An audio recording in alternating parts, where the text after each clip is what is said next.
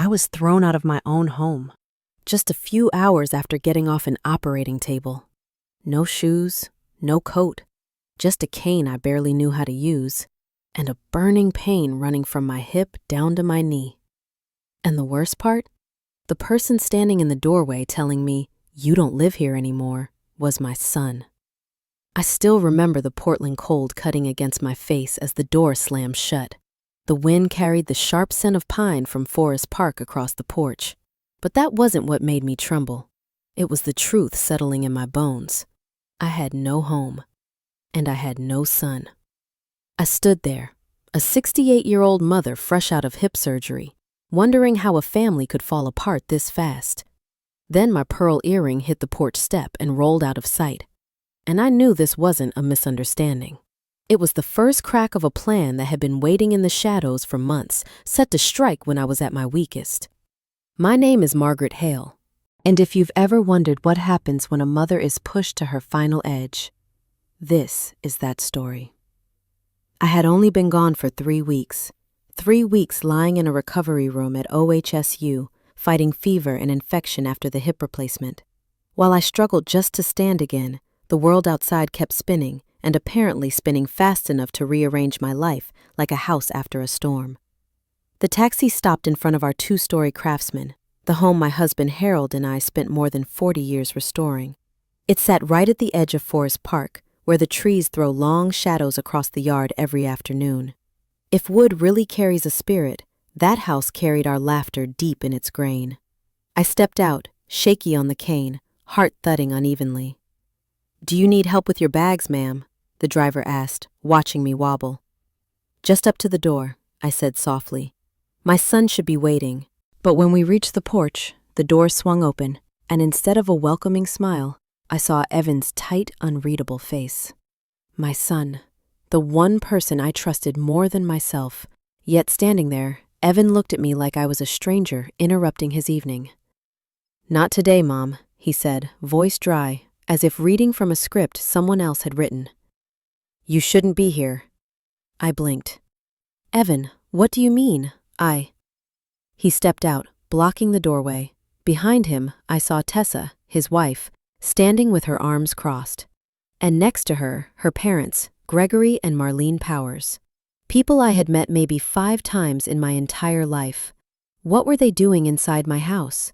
I waited for Evan to explain himself, but instead, he drew a slow breath and said, "There were some changes while you were in the hospital. This house isn't yours anymore." A chill ran straight through my spine. "Not mine?" I whispered. "Evan, I didn't sign—" "The power of attorney papers," he cut in. "You signed them before surgery. I gave them to you, remember? They covered finances." My legs went weak. I remembered that day, shaking, terrified before the operation, and Evan telling me, "Just sign, Mom. I'll handle everything." And I did. I signed without reading every page. Tessa stepped forward, offering a thin, blade-sharp smile. "We already organized your things. They're in the garage. You can hire someone to pick them up anytime." "Organized? My things?" I swallowed hard. She added, "This house is too big for one person, and my parents need someplace quiet after leaving Dallas." Gregory Powers, tall, silver-haired, expensive suit, walked up like he owned the place. "We've signed everything with Evan," he said. "It's all perfectly legal." Legal. I had never heard that word sound so cold. I looked at Evan. This was the boy who cried into my shirt after being bullied, the young man who once promised he'd care for me when I grew old. Now he stood there, steady as stone, stripping away the roof over my head. "You know this is wrong," I whispered. "Evan, you know it." His eyes flickered, just for a moment, then they hardened. "You need to go, Mom. Don't come back." Those words, my knees nearly buckled. By the time the taxi drove off, the hill behind the house seemed to tip toward me. The hydrangeas Harold planted years ago blurred behind my tears. And in the most desperate moment of my life, I did the only thing left within my power. I pulled out my phone and sent a message to my closest friend, attorney Leona Grant. Just 2 words, Plan B. If you're still here with me, thank you for staying through these first moments. If this story makes you feel anything, anger, sadness, or even just a tug in your chest for a mother trying to stand back up, hit like so YouTube knows you want more. And if you'd like to follow the rest of my journey, thank you for being here. Gare. I still remember the sound of the taxi door closing behind me. Not fear, not anger, just an empty coldness running down my spine. The kind of cold you feel when someone takes the warmest part of your life and hands you back a naked truth. I had no home left to return to. The driver glanced at me through the rearview mirror, hesitating as if he wanted to ask whether I was all right, then thought better of it. Maybe he'd seen enough Portland sadness on rainy days to know when not to press. I told him to take me to a small hotel near downtown. I'd stayed there a few times during financial conferences. Nothing fancy, but clean, quiet, and far enough from home that I wouldn't have to see its shadow every time I lifted my head. As I walked into the lobby, my legs felt unsteady. Maybe not because of the surgery, but because I was standing in a kind of neutral space. Not home. Not the hospital. Just a place where anyone could disappear for a while, and no one would ask why. The receptionist checked the reservation and handed me the key. "Mrs. Hale, your room is ready." Her voice was gentle, almost like comfort. I only nodded. When the hotel room door closed behind me, I finally allowed myself to sit. The pain climbed from my knee up into my chest. I slipped off my coat, leaned the cane against the bed, and stared at the curtains for a long moment. The soft cream fabric shifted with the air from the vent, peaceful, meaningless, foreign. My phone buzzed, just one message. "Leona, I'm coming. Don't make any decisions yet." I let my head fall back against the chair and closed my eyes. The only person I still trusted was Leona. We met in our 30s. I was doing compliance for the Oregon State Bank. She was working in financial law. Both of us women who built our careers through caution and vigilance. I've never had many friends, but Leona, she was the kind of friend who didn't need explanations. When I said Plan B, she already knew it meant we fight. The hotel door opened 30 minutes later. Leona walked in, shrugging off a rain-soaked coat, setting her bag down and looking at me the way she looks at a file that happens to have a heartbeat inside. "Margaret," she said quietly, "tell me everything." I told her, every word. Nothing softened, nothing exaggerated.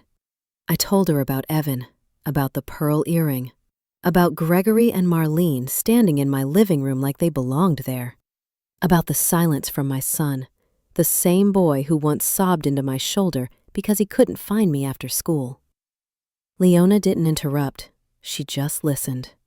Her eyebrows tightened with each layer of the story. When I finished, she sat beside me and placed her hand around my wrist. Gentle but firm, enough to remind me I wasn't alone. "Margaret," she said, "what they did isn't just betrayal. It's showing signs of financial crime, and if Evan misused your power of attorney, you may be a victim of elder fraud." My breath caught. I'd processed hundreds of elder fraud cases in my career. I never imagined becoming one of them. "Let me look at your accounts," she said. I handed her my phone. Her fingers moved quickly, checking my checking account, investment accounts, the trust fund Harold and I built years before he passed. One glance at her face told me she had found what I was afraid to admit. "Margaret," she inhaled slowly. "Over $180,000 were withdrawn in the last 15 days. I shut my eyes. "And you weren't the one who approved them," she added, slow and steady, making sure I heard every syllable. The hotel room seemed to shrink around me, smaller, tighter, airless. "Leona," I whispered, "they planned this before I even entered the hospital." She nodded. "That's not all, Margaret. I checked the property records. Your house was transferred to an LLC called Powers Realty Group. The owner is Gregory Powers." The air around me shattered. "It's all in their hands," I said faintly. Leona didn't deny it, but her eyes sharpened. And when Leona's eyes sharpen, it means the game isn't over. "Margaret, you worked compliance. You know this. If they mishandled the transfer, if they abused authority, if there was any fraudulent intent, everything can be reversed. I looked at her. You think they slipped? Leona opened her leather bag, pulled out her laptop, and set it on the table. Not just slipped. Financial criminals share one flaw. The more confident they are, the more footprints they leave. Property records for nearby homes filled the screen, and then I saw it. The detail that made my heart drop and then surge in the same second. Several houses near Forest Park, my neighborhood, had been purchased by a company tied to the Powers family. Do you see it? Leona asked. It took me a moment to answer. They didn't just want my house. Exactly. She turned the screen toward me. They're consolidating the entire area, and you know what that means. They're preparing for a zoning change. My breath hitched. Mixed-use urban redevelopment, my quiet tree-lined neighborhood, targeted to become a commercial district. They used your money as seed capital, Leona said. 3 transfers went to a shell company owned by Gregory while you were recovering. The cold I felt outside my front door that morning was nothing compared to the cold that washed through me now. Leona squeezed my shoulder. Margaret, we have to act, but not recklessly. We need to gather evidence. I looked out the window. Rain streaked down the glass, blurring the Portland skyline. But inside me, something was sharpening, a spark I thought I'd lost when Evan shut the door in my face. Will. Leona, I said, if they think I'm going to cry and surrender, they picked the wrong victim. She smiled, for the first time since she arrived. Good, because I'm about to show you something else, and it's bigger than both of us imagined. I turned to her, pulse quickening. How big? Leona opened another file, company names, cash flow charts, other houses, suspicious transfers, and one name repeating over and over.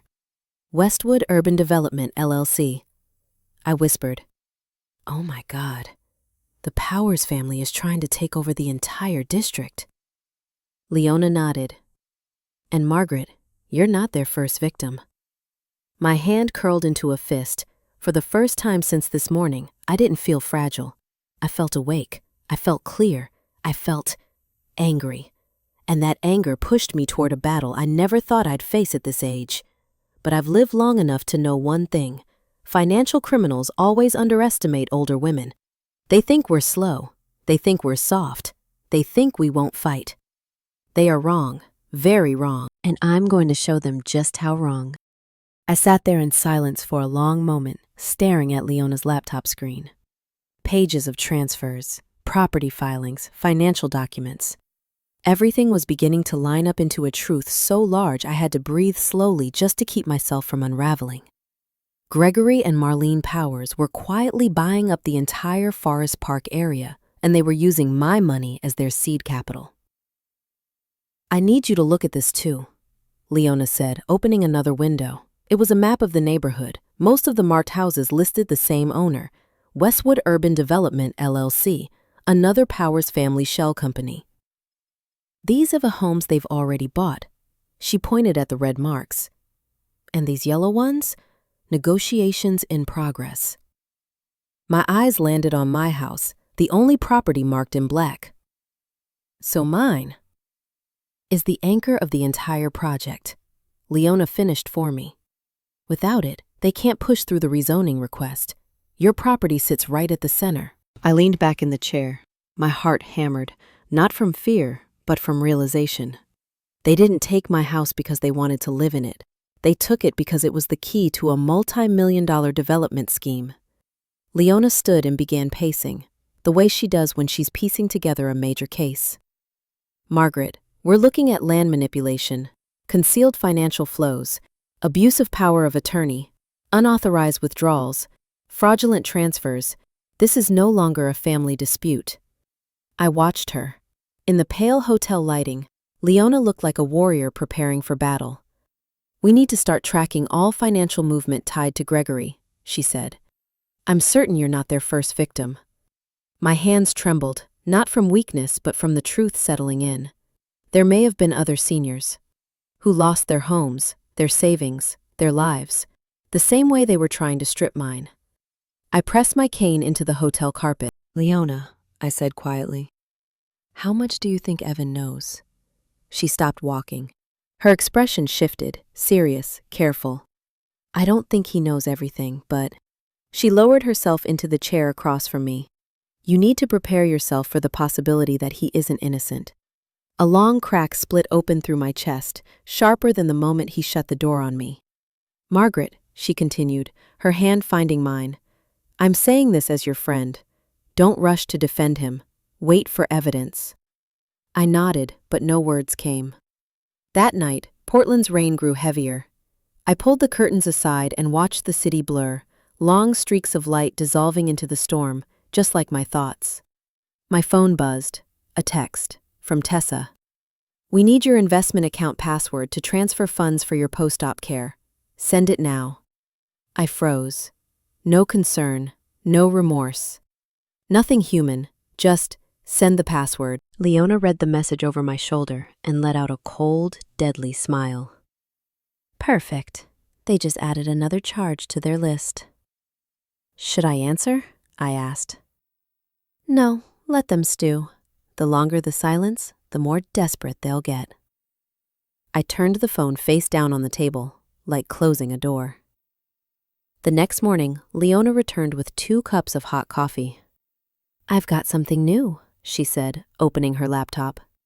A friend of mine in the city planning office ran a search through internal records and… She turned the screen toward me.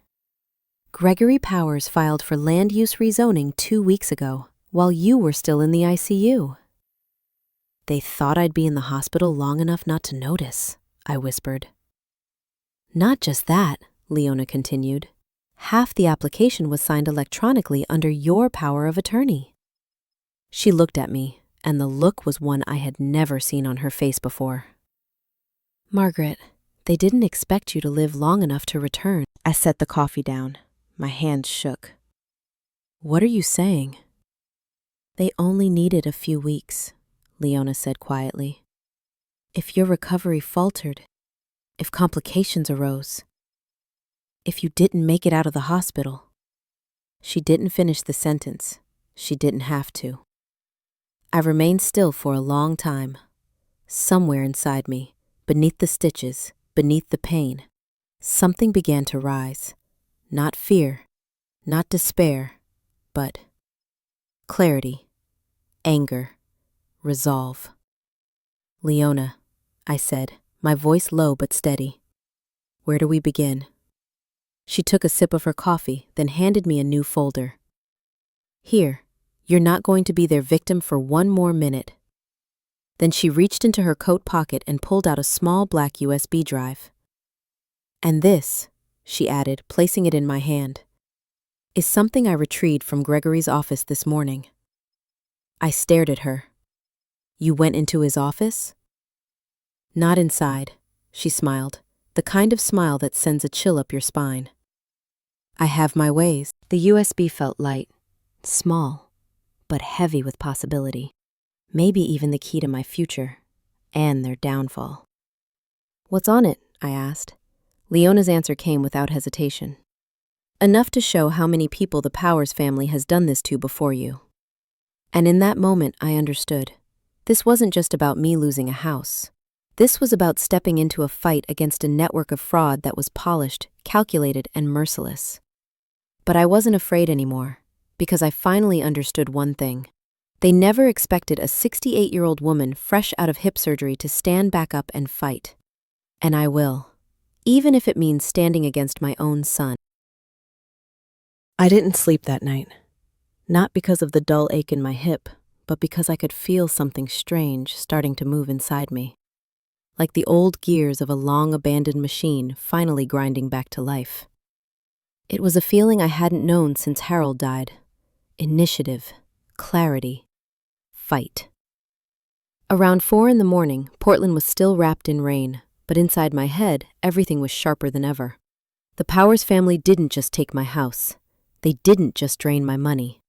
They didn't just exploit me while I lay in a hospital bed. No, they watched. They calculated.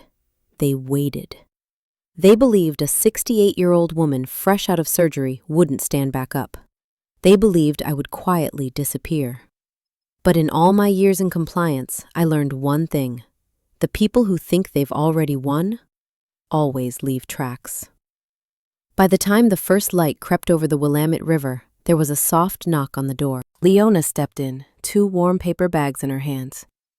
"I figured you didn't sleep," she said. "No need to ask." "I had to keep my brain running," I replied. "Then let me give it the fuel it needs." She set the bags on the table and opened her laptop. "We've got a lot to do." As I bit into the bread, Leona plugged the USB into her computer. "This is everything from Gregory's secondary server," she said. "They're not as tech-savvy as they like to think." I watched as dozens of folders filled the screen. Westwood Urban Development, Powers Realty Group, Cascade Senior Assets, Forest Park Acquisition Plan, Investment Transfers, Internal Notes. My hand trembled slightly when I saw the last one. Internal Notes. That's where financial criminals always reveal who they really are. Leona opened the 4th folder. Forest Park Acquisition Plan. The first file made my blood run cold. Phase 1. Acquisition of Hale residence. Target, mid-February, post-surgery recovery window. Right below it, a scanned handwritten note. Margaret Hale, unlikely to recover full independence. Accelerate timeline. I clenched my fist so hard my knuckles went white. This is about me?" I asked, even though I already knew. Leona nodded. Her voice softened. "You need to see this to understand the full picture." I drew in a deep breath, my chest tight, but I nodded for her to continue. She opened the next file, a list. Name, age, net worth, health status, ability to fight back, level of isolation. On the 3rd line, I saw Margaret Hale, 68, high net worth, widowed, high vulnerability due to recent medical issues. I bit my lip until I tasted blood. "They didn't just pick me," I whispered. "No," Leona said. "They screened you, like predators." She moved into the investment transfers folder. Rows of neatly logged movements. $42,000? Cascade Senior Assets. $36,500, Westwood Urban Development. $18,000, Powers Realty Group. $28,000, Arcadia Consulting. $58,000, Westwood Urban Development Round 2. All stamped with the electronic signature, Margaret Hale. I knew instantly. That is not my signature. "Of course not," Leona replied. "They used your power of attorney for encrypted authorization." Then she sighed. "Margaret, we have to act before they drain what's left." I nodded, no hesitation. "Where do we start?" "First, we keep you safe," Leona said. "Step 1, get you somewhere more secure." "I don't want to leave Portland," I protested immediately. "Not Portland," she said gently. "This hotel. It's the easiest place to track you." I glanced around the room. Suddenly it felt too small, too exposed, too easy to find. Leona pulled up a map. "I've got a condo in the Pearl District," she said. "Secure building, private garage. No one knows you're there." I wanted to object. I wanted to say I was strong enough not to hide. But the truth was simple. I had just left the hospital, and our enemies didn't hesitate to target the frail. I nodded. Leona helped me pack. I only had one small suitcase, the only thing I'd managed to bring with me when I was pushed out of my home. In the underground parking garage, she paused and looked at me very seriously. "Margaret, you need to remember this. Do not respond to any messages from Evan or Tessa." I let out a bitter little laugh. "Don't worry, I don't have anything left to say to them." "This isn't about emotions," she pressed. "Your silence gives them room to expose more of their crimes." I understood. This wasn't a family drama anymore. This was an investigation. Leona's condo sat on the 17th floor, overlooking traffic crawling through the Pearl District. The place was bright, orderly, and full of file stacks. "How long have you lived like this?" I asked as I stepped in. "Long enough that I stopped counting," she said with a small smile. "Life as a financial attorney, half office, half home." She settled me on the couch and placed a mug of hot tea in my hands. Now we need to talk about the hardest part, she said softly. Evan. My fingers tightened around the mug. Leona went on.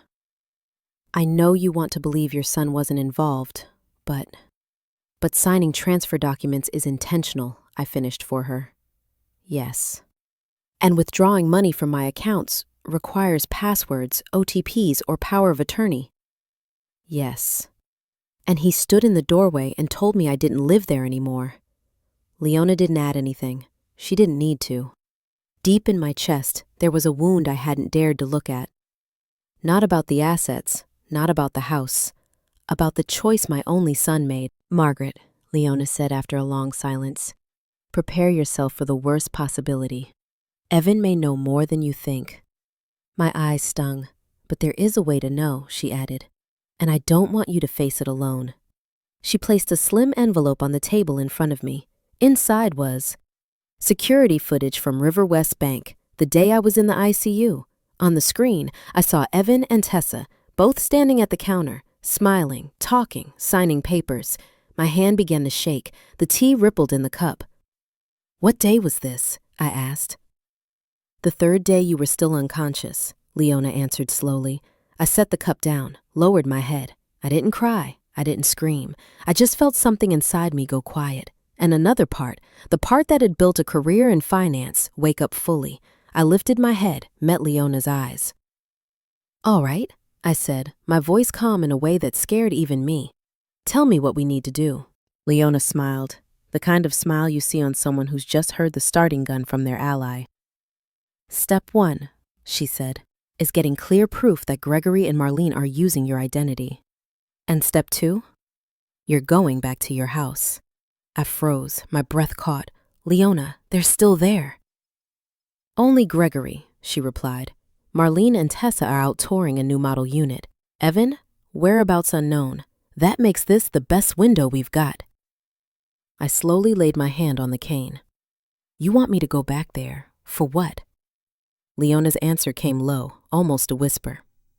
To catch him in the act of using your name for a financial transaction, and to get it on record. I stared at her. You're asking me to walk straight into the lion's den?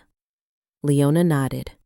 No one expects a woman who just had hip surgery to have the guts to do that, and that's exactly your advantage. I closed my eyes for a second. When I opened them, the fear was no longer in front of me. It was behind me. Only one thing remained. I would step back into my house. Not to beg, but to unmask them. And I was ready. I never thought there would come a day when I'd have to slip quietly into my own home, the place Harold and I built $1 at a time, through winters spent fixing the roof and summers replanting the backyard. Yet that morning, as Portland's damp chill settled over the foggy Forest Park streets, I sat in the back seat of Leona's SUV, my hand wrapped tightly around my cane like an anchor in deep water.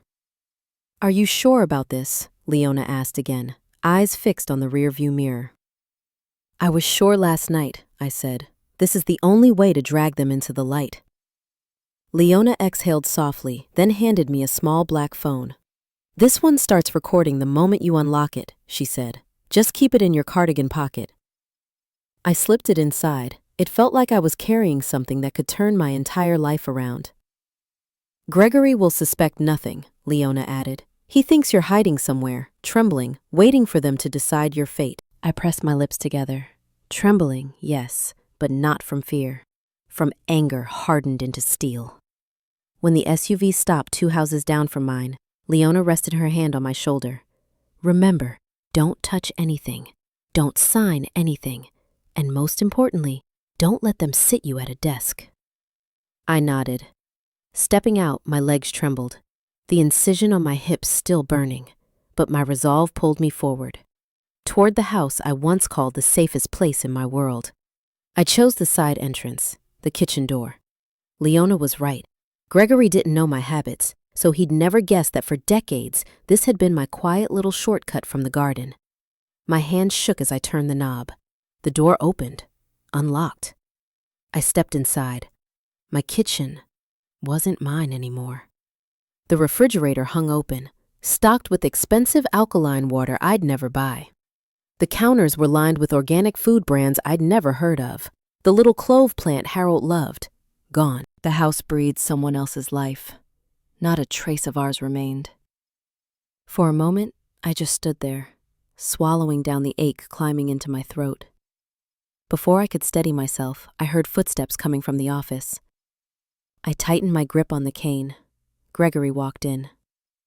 Perfectly dressed as always, stone-colored shirt, charcoal slacks, hair combed back. That familiar, confident look of a man who'd won more than his share of dirty games. He saw me, surprise flashing across his face for less than a second before melting into a smug half-smile. "Well, Margaret, didn't think you'd come back." I straightened, pain shooting up my side, but I didn't step back.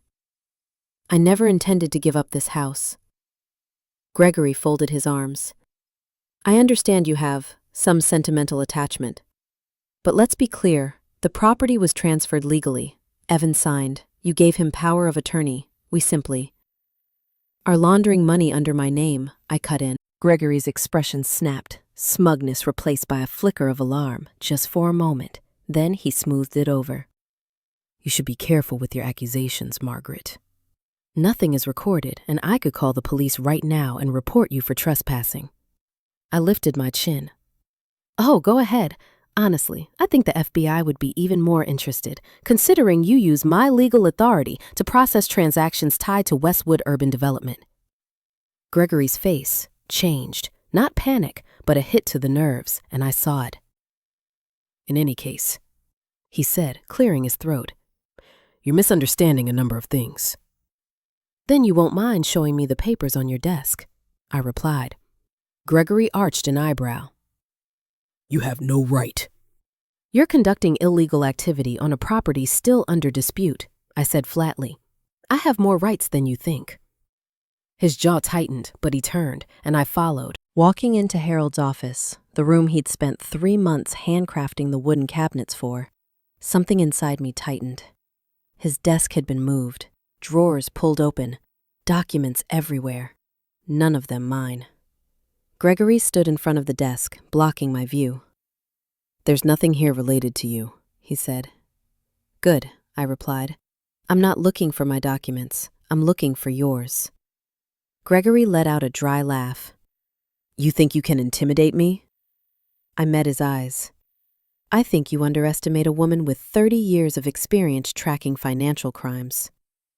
He opened his mouth to respond, but before he could, a voice shrieked from the front door. Marlene. "Greg, I left the files." She froze when she saw me.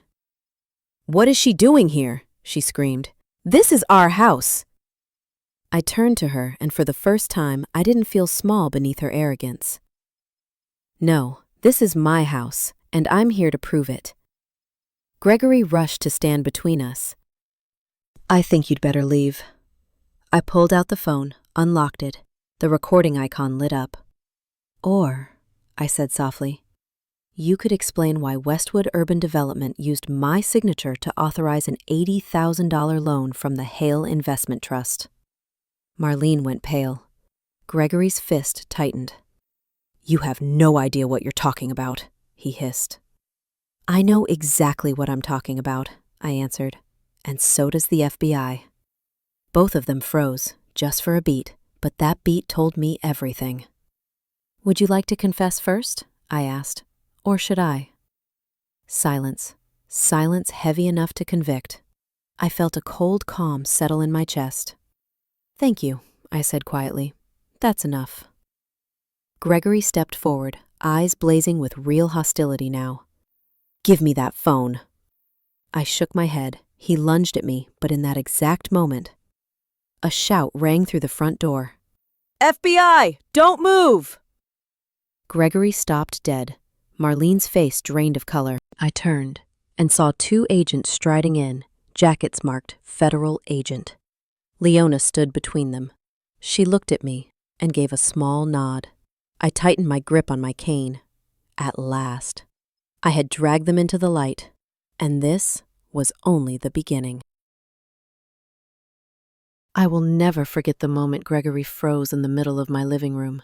His hand still raised midair as if someone had hit pause, while Marlene stumbled back a step, her mouth open but no sound coming out. The two agents moved in with the steady confidence of people who've done this their entire lives. Dark jackets, badges catching the light in my living room, voices firm and leaving no room for argument. Gregory Powers and Marlene Powers, we have a warrant to search and detain. Both of you, keep your hands where we can see them. I stood a few feet away, my hand gripping my cane, and for the first time in weeks, I took a deep breath without feeling pain clamp down around my chest. Leona stepped up beside me, her hand resting gently on my elbow like a quiet anchor. "You all right?" she asked softly. "I am," I answered, my voice a little rough. "More than I've been in a long time." Gregory tried to recover his composure. "You're making a serious mistake," he said to the agent. "This is a civil dispute. She's the one trespassing." Agent Rains, the one clearly in charge, didn't bother looking at him. "You have the right to remain silent. Anything you say can be used against you in court." Marlene raised her hand as if she could push the words away. "Wait! I want to call my lawyer! This is a misunderstanding." "You'll have that opportunity after we complete the detainment process," one of the other agents responded. Another agent stepped behind them, instructing them to face the wall. I knew that feeling, the moment the ground gives way, when the performance of calm shatters, when the power someone trusted in no longer shields them. Gregory looked at me over his shoulder, and in his eyes, I saw something I'd seen many times in the people I'd investigated. The desperation of someone who realizes the game is over. "You've ruined everything," he spat. I met his gaze, steady. "No," I said. "You ruined yourself a long time ago." When the agents led them out, Leona finally let her shoulders relax. "That went better than I expected," she admitted, a hint of satisfaction in her voice. I walked into the office, the room now looking like a wound that had been torn open. Files, papers, computers, printouts scattered across the desk. "How far along were they?" I asked. Leona checked her phone, fingers flying across the screen. "Very," she said. "Gregory used your information to sign more documents than we knew about. They're already pulling data from Westwood Urban Development servers." "I knew they transferred part of the land," I said, my hand brushing the edge of the wooden desk Harold built. "But I didn't know how far they'd gone." Leona nodded. "We'll know soon." Then her tone softened. "Margaret, you did really well." I let out a small, tired laugh. "Well, I almost had Gregory lunging for my phone." "But you didn't back down." I looked around the room, letting the truth settle over me again. This was still my house. Despite their fingerprints, their fake contracts, their legal tricks, this was still the place Harold had poured his soul into, plank by plank, drawer by drawer. I couldn't let anyone erase that. 2 hours later, I was sitting in the living room when Agent Rains returned. "We've seized all electronic devices, documents, and hard drives," he said. "We also recovered the audio file with his admission about using your signature. That's going to be important." I nodded. "And Evan?" I asked, the question I'd been avoiding all morning.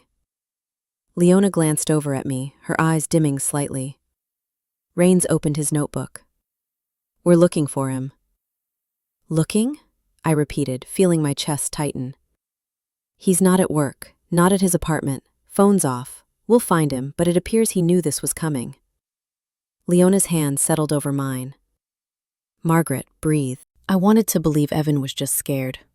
I wanted to believe he wasn't deeply involved. But the bank camera photo sat in my bag, the image of him signing papers while I lay unconscious in the ICU. When the agent left, Leona turned to me, a clear decision in her eyes. "You can't stay here tonight. The house has to be temporarily sealed while they process it legally." I knew she was right, but I didn't want to leave. "This is my home," I whispered. "I've already been pushed out once." Leona sat beside me, her voice gentle but firm. "This time you're leaving for your safety, not because someone threw you out." I nodded slowly. A single tear slipped down my cheek. Not from fear, but from the weight of what I was fighting to hold on to, piece by piece. We drove back to Leona's condo in the Pearl District after dark. Portland's lights reflected on the wet streets, shining like small rivers running through the city. I sank into the chair. So tired my hands barely had the strength to lift the cup of tea. Leona set it down in front of me. "I just got an update," she said. "Rain sent word. They found a deed transfer for another property. Under your name." I stared at her. "What property?" "A house in the Hollywood district. You've never seen it, but Gregory used your identity to secure a loan and buy it. Looks like they were using it to help obscure the money trail." I looked down at my hands. The old veins trembled lightly beneath my skin. "How many victims are there?" I asked. Leona's reply was soft. "More than you'd like to imagine." The room fell quiet. Not a fearful quiet, but a heavy, knowing one. I placed a hand over my chest, feeling my heartbeat, slow but steady. "Leona," I said, my voice growing firmer, "I want to help the others too, not just myself." She looked at me as if she was seeing a part of me not everyone knew. The part that once monitored million-dollar transactions. The part that held together an entire compliance department. The part Harold used to call your steel heart. "And you will," Leona said. I drew in a long breath. "But first," I added, "I have to find Evan. I need to know the truth.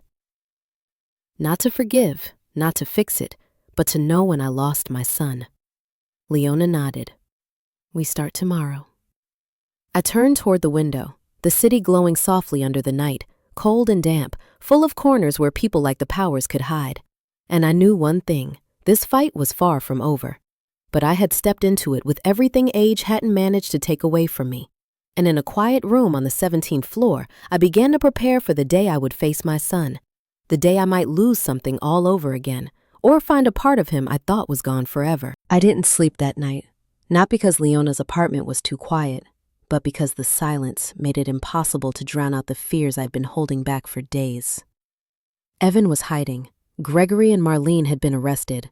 My house was sealed, and I was standing in the middle of a war I should never have had to fight at this age.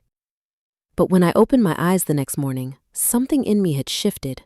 A small part of myself, the part that once guarded billions of dollars for a bank over 3 decades, had finally woken up. I was not a victim. I was a survivor. And I was the one hitting back. Leona stepped out of her makeshift office with a mug of hot coffee and set it down in front of me. "Have they found anything else?" I asked. She nodded, her face serious. "The Powers family's financial structure is more complex than I thought. Gregory runs 3 shell companies and 2 fake investment funds. The money taken from your accounts was used as bait capital." I inhaled slowly. "And Evan?"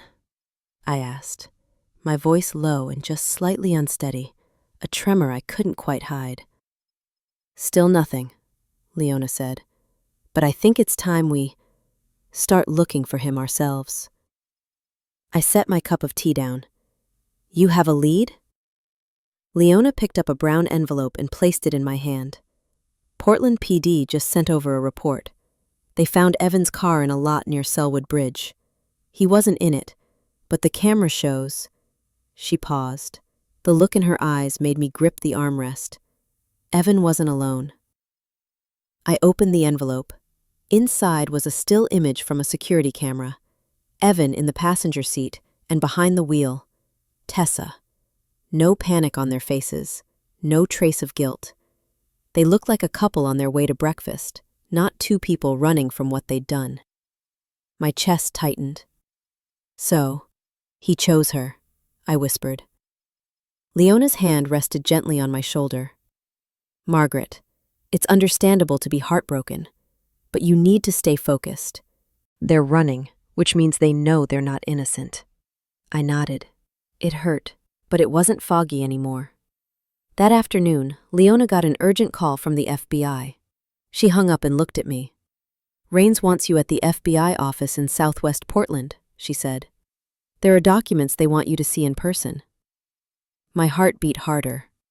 About my accounts? About Evan. I stood, my leg aching, but I refused to let Leona see me falter. "Let's go." The FBI building sat beside a side entrance to Waterfront Park. From the outside, it looked like any ordinary government complex, cold, quiet, serious. But as we stepped into the small conference room, every sense in me sharpened. Agent Rains was waiting. He nodded to us, then placed a thick folder on the table. "Mrs. Hale," he said, "we believe you should see this before we move forward." I sat down, my hand resting on the folder. "In addition to the use of your identity to move funds," Rains continued, "we discovered that Evan's account received a substantial payment from Westwood Urban Development before your surgery." I looked at him. "How much?" "Over $85,000. I closed my eyes, not because I was surprised, but because it confirmed the fear I'd been trying not to name. "We believe," Rains said carefully, "that Evan was paid to legitimize the use of your power of attorney during the fraud." For a few seconds, everything went quiet. No hum of the air conditioning, no rustle of paper, no voices. Just one question echoing in my mind. Did my son sell me for $85,000? Leona shifted closer, as if to shield me from a wave no one else could see. I opened my eyes and looked at Rains. "How much did he know?" I asked. Rains exhaled. "We can't say for certain yet, but based on the timing of the transfer and his presence at the bank while you were in the ICU, at the very least, he understood that Powers and his daughter were targeting your assets." It felt like someone had pushed me under an icy river. "So, he knew," I said, my voice small but steady. "He knew they were taking my house." Rains nodded. "And you have every right to be angry," he said, his tone softening. "But remember, your son may still cooperate if you talk to him directly. We've seen cases where a mother's voice does more than any threat of prison." I held his gaze. "You really believe that?" He answered with blunt honesty. "We see a lot of family fraud cases. Some of them only turn around for one reason. They're more afraid of losing their mother than they are of going to jail." I drew in a deep breath. "Where is he?" I asked. Rain slid a piece of paper toward me. "East bank of the Willamette, near Selwood. We believe they're staying in a rental house." "Give me the address," I said. Leona turned to me, eyes wide. "Margaret." "I need to talk to him," I cut in. "Not to forgive, to know when I lost him." Rain studied me for a long second, then nodded. "We'll be nearby, but the choice is yours." On the drive to Selwood, I watched Portland roll past the window. Quiet streets, small coffee shops, families walking their dogs, young people biking under the gray sky. The city was still itself. Only my world had collapsed. As we turned onto a narrow street near Selwood Bridge, I saw the house they were renting, gray wooden siding, curtains drawn tight, Tessa's SUV parked beside it. My hands trembled. Leona took one of them in hers. "You're not facing this alone," she said. I took a deep, steadying breath. "Let's go." I stepped out of the car. Every step, painful as it was, carried one simple truth. This confrontation wasn't avoidable anymore. I walked up to the door, knocked softly, movement inside, footsteps. Then the door opened. And there he was, Evan. Gaunt, shirt wrinkled, eyes bloodshot. But the part that hurt the most wasn't how he looked. It was that split second when he saw me and looked away, as if he knew that I knew. "Mom," he exhaled. I straightened, hurting but unbroken. "Evan," I said, "we need to talk." From the kitchen behind him, Tessa stepped into view. The look on her face, cold, guarded, afraid, wasn't directed at me. It was directed at the truth closing in. I stepped into that rented house, the place where I was about to hear things from my own son that I wasn't sure my heart was ready to hold. But I had to hear them. Because sometimes, to understand how strong you really are, you have to look straight at the cruelest thing of all. The truth spoken by the child you brought into this world. Evan stood in the doorway, shoulders trembling just slightly, as if he wasn't ready for this moment any more than I was. I looked at my son, the same face that once lit up running across the yard with Harold, now gaunt, pale, etched with lines he shouldn't have had at 36. "Mom," he said again, his voice caught somewhere in his throat. I nodded once. "May I come in?"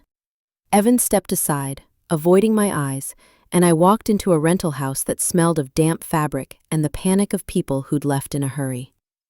Tessa stood near the kitchen counter, arms crossed tight, her expression pulled so taut it looked like she'd just lost a negotiation she thought she'd win. And she knew things would only get worse from here. Leona was right beside me. She didn't need to speak. Just being there meant I wasn't alone. I turned back to Evan.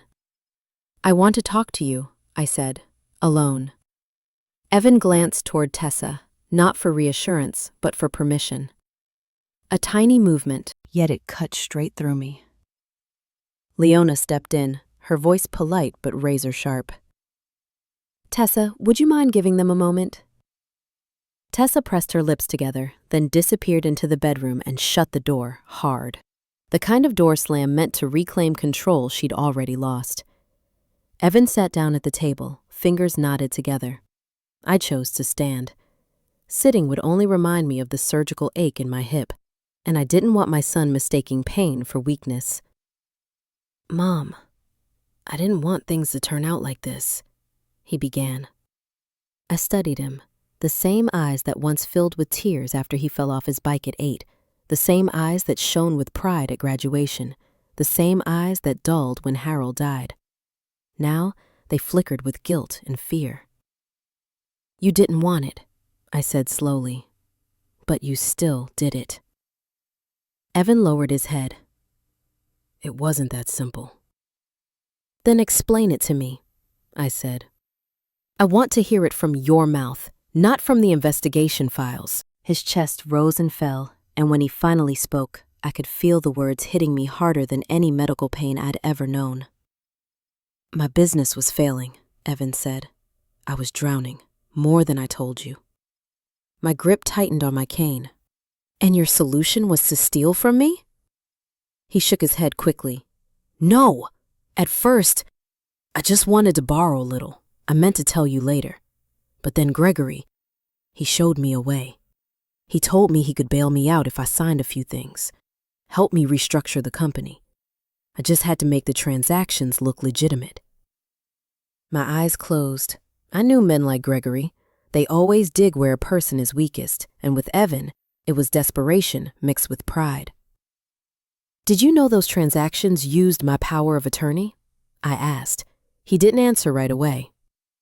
"Yes." My jaw clenched. "But Gregory said it was legal." Evan insisted. "He said you wouldn't lose anything, that the house was excess property, that you weren't really using it anymore." That last line hollowed me out. "Not using it anymore?" I repeated, quiet, sharp as glass. Evan panicked. "I didn't mean it like that. Gregory said the house was too big for you, and you were weak, and after surgery, you'd need long-term care." Inside my chest, something cracked. "That's why you let them throw me out into the cold?" I asked. Evan buried his face in his hands. "Gregory said you wouldn't be home soon, and I didn't dare go against him anymore. I was afraid if you found out what I signed, you'd never look at me again." A tear hit the table, but it did nothing to soothe anything in me. "You had one job," I said quietly, each word like laying down a stone. "Protect your mother, not sell her out." Evan shook, not from anger, but shame. "I know," he whispered. "I know. You don't understand how much I hate myself for it. I thought it would be over in 3 months, but Gregory wanted more. And when you went into the hospital, He couldn't finish. "You were wrong, Mom," he said, voice breaking. "I was wrong." I watched my son collapse under the weight of his own choices, the man he'd become folding into himself like a guilty child. But the hardest truth was this: I didn't know which part of what he said I could still believe. The bedroom door opened. Tessa stepped out, face cold as stone. "He shouldn't say anything else," she snapped. "This is all a setup. You're trying to ruin his life." I tightened my grip on my cane. "I'm not ruining anything," I said. "I'm fixing what you and your family broke." Tessa stepped forward. Evan wouldn't have done any of this if you'd just given us the house sooner. Evan's head jerked toward her, stunned, furious, as if her own words had punched him in the gut. Tessa, what did you just say? He asked, voice low. She froze, like she'd forgotten to hide the dagger. You don't understand. No, Evan growled. You just said she deserved it. Tessa paled. I didn't intervene, but I spoke the truth he needed to hear. Evan, I said softly, you didn't lose me because of money or signatures. He turned toward me, red-eyed, shaking, a man suddenly unsure of what he'd become. You lost me, I said, the moment you believed I deserved betrayal. His knees buckled and he dropped back into the chair, broken in a way no court could fix. Tessa stood frozen, lips trembling in anger and defeat. Leona finally stepped in, her voice sharp as a blade. This conversation is done. Both of you will need to come with us to the FBI. Evan can walk in voluntarily or be escorted in cuffs, his choice. Evan looked up, and for the first time since I arrived, I saw clarity in his eyes. I'll go, he said softly. I want to make this right. I didn't answer, didn't nod, didn't offer forgiveness. Because forgiveness doesn't happen in a single afternoon, and trust doesn't come from words. When Evan stepped toward me, voice trembling, Mom, I'm sorry. I looked into the eyes of the child who once clung to my leg at the playground, and I told him the truth. You will have to prove that, with actions, not apologies. Evan bowed his head. Tessa said nothing. Leona signaled the agents waiting outside, and I, standing in that cold, damp rental house, understood one thing. We had entered the hardest chapter of my life yet, the chapter where I had to confront not just criminals, but my own blood. And like every battle I'd ever fought, I would see it through to the end. I used to think the most painful moment of my life was when Harold died. I was wrong. Nothing compares to walking out of that rental house, the place where I heard my son confess he'd sold me out, where I heard the woman he loves say I should have handed over the house sooner. As if a mother is just an obstacle in the path of their ambitions. The afternoon wind off the Willamette hit hard. I stood at the curb, one hand braced on my cane just to stay steady. Leona's hand pressed lightly against my back, gentle but firm. You don't have to be strong right now, she said softly. It's not the wind that's shaking me, I answered. It's my own child. Leona didn't reply. She understood. Some pain doesn't want company, only space. 30 minutes later, at the FBI office, Evan was led into one interrogation room and Tessa into another. I wasn't allowed to go in, and maybe that was a mercy. My heart wasn't ready to see my son in handcuffs. I sat in the hallway under harsh white lights, the shine from the floor almost too bright. Every door opening, every footstep in the corridor made me flinch. Leona sat beside me, not forcing conversation, just sitting there like a small, steady lamp in a very dark room. It wasn't until Agent Rains came out that I shot to my feet. How is he? I asked, my voice betraying more worry than I wanted it to. Rains gave me the look of a man who deals in truth, not comfort. Evan is cooperating, he said. He's talking, a lot. My head swam for a second. About what? About Gregory's laundering structure, Rains replied. The documents he signed, the transfers, and, he hesitated, about the plan to use your name for at least 3 more transactions. My hand went to my chest. I drew in a sharp breath. Leona moved closer, ready to catch me if my legs gave out. Did he say why? I asked, my voice trembling slightly. Rains glanced down at his notes. He says, he believed you might not survive the surgery. I froze, like someone had thrown a bucket of ice water over me. My cane hit the floor a little harder than I meant it to.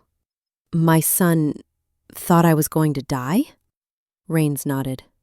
Gregory played on that fear, told him it was better to get things in order before there could be any legal disputes, that it would make things simpler. I turned my face away for a moment so he wouldn't see the way my eyes shook. What kind of mother imagines her child quietly preparing for a life without her? Leona's hand settled on my shoulder.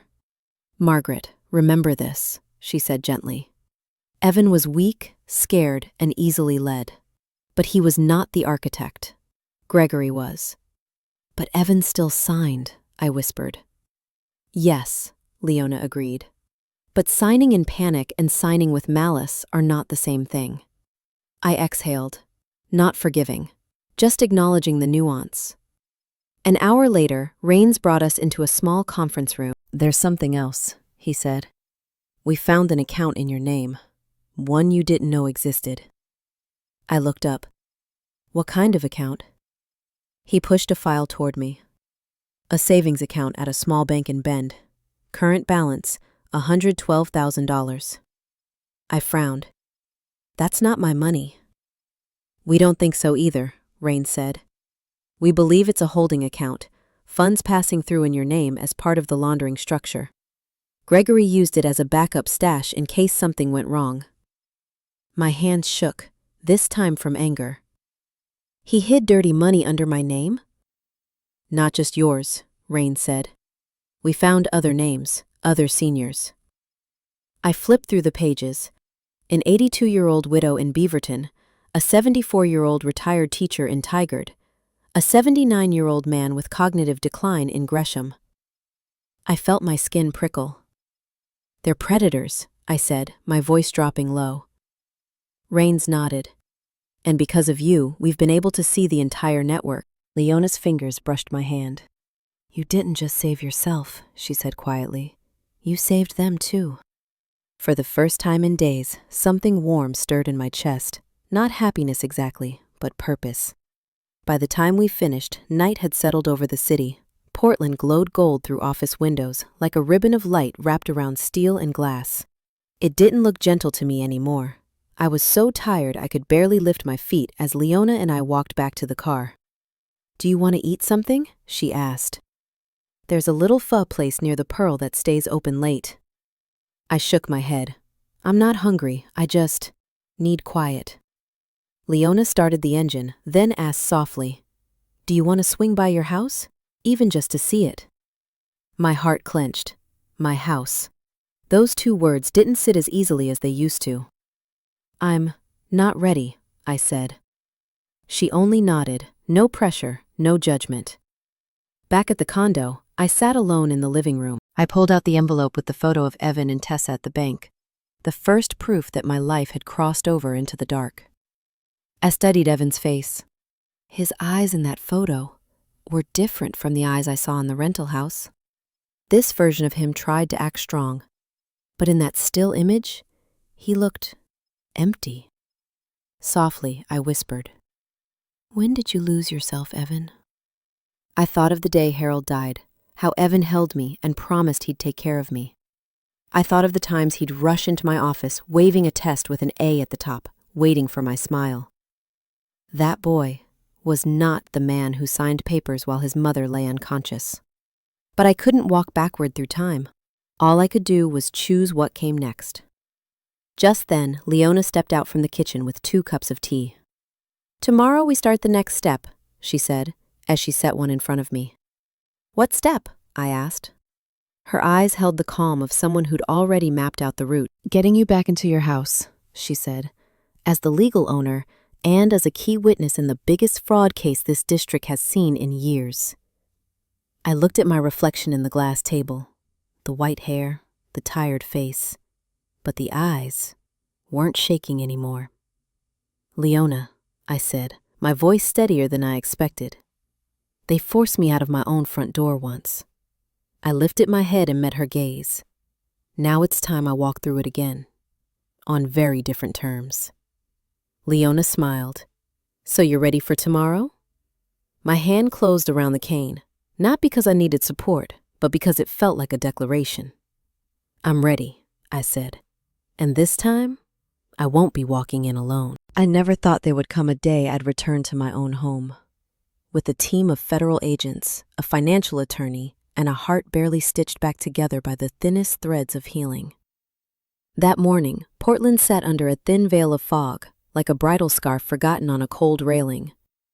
I rode in the back seat of Leona's SUV, hands wrapped around my cane, my chest crowded with feelings I didn't know how to name. grief, loss, or something far heavier than both. "You don't have to act strong with me," Leona said as we stopped at the foot of the hill leading to my Forest Park home. "I'm not acting," I replied, my voice low. "I just don't know what I'm supposed to feel."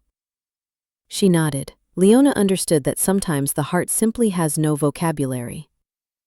Agent Rains waited at the entrance. "Mrs. Hale," he said, "our preliminary findings confirm the home is legally yours. The seizure order for Gregory and Marlene's assets is also active."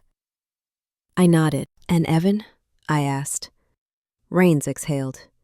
"He's cooperating. If he continues to provide evidence, he'll likely receive leniency. But it's too early to say." I wanted to feel relief. I wanted the heaviness to lift. But pain doesn't leave that easily. It lingers, slow, deep, in places you don't even notice until they ache. The gate opened. As the tires rolled up the stone path, Harold once lined by hand, each piece placed with his slow, quiet patience, my chest tightened. The house stood there, silent but unfamiliar, like a loved one returned after being held hostage, carrying the scent of strangers. I stepped out. The ground was damp with morning mist. The smell of pine rushed in, clean, sharp, and for a heartbeat, I imagined Harold waiting on the porch, coffee in hand, nodding for me to come inside. Leona moved beside me. "I'll walk with you," she said. "I know," I whispered. The door opened with a soft creak, and I crossed the threshold, not as a woman cast out of her home, but as its rightful owner, returning to reclaim what was hers. The living room was a mess, papers scattered across the table. A candle I once placed beside Harold's photo had been moved. Unfamiliar footprints on the rug, the air thick with the cheap soap and sharp perfume Marlene always wore. I gripped my cane and walked through it slowly, seeing everything not as memories, but as evidence. "Where do you want to start?" Leona asked. I pointed toward the study, the room where Gregory once stood, taunting me. The room where Harold spent 30 years writing birthday cards for me. "Here." We stepped inside. Rains and 2 agents followed, documenting, photographing, sealing each file. Leona lifted a folder. "These are the transfer papers with your forged signature," she said, "invalid on nearly every legal ground." I flipped through them. The signature looked so much like mine that anyone glancing would never question it. "Gregory used a digital overlay," Rains explained. "But the authentication trail is crystal clear. This qualifies as high-level fraud." I nodded. "And the accountant Bend?" I asked. "Also admissible evidence," Leona said. "And it will help restore your funds." I let out a low, humorless laugh. "I'm not after the money," I said. "I want justice." Leona looked at me then, really looked, with respect softening the firmness in her eyes. "And you'll have it." When we reached the kitchen, I saw something that hurt more than anything I'd found so far. The dish towel Harold bought me for our 25th anniversary, lying on the floor, stained and ignored. I bent slowly and picked it up. It still held a trace of him. Pine, smoke, winter nights standing side by side at the stove, cooking quietly together. My throat tightened. I held that towel longer than I meant to. Leona laid a hand on my back. "Margaret, are you all right?" I inhaled. "I will be," I said. "Not because they allow it, but because I decide so." She nodded, a small, warm smile that helped me stand straighter. For nearly 3 hours, we cleaned, documented, and cataloged everything stolen or disturbed. By the time the agents left, the house exhaled into a stillness I hadn't heard since the day Harold died. Leona stood at the window, looking into the yard. "This house can be restored completely," she said.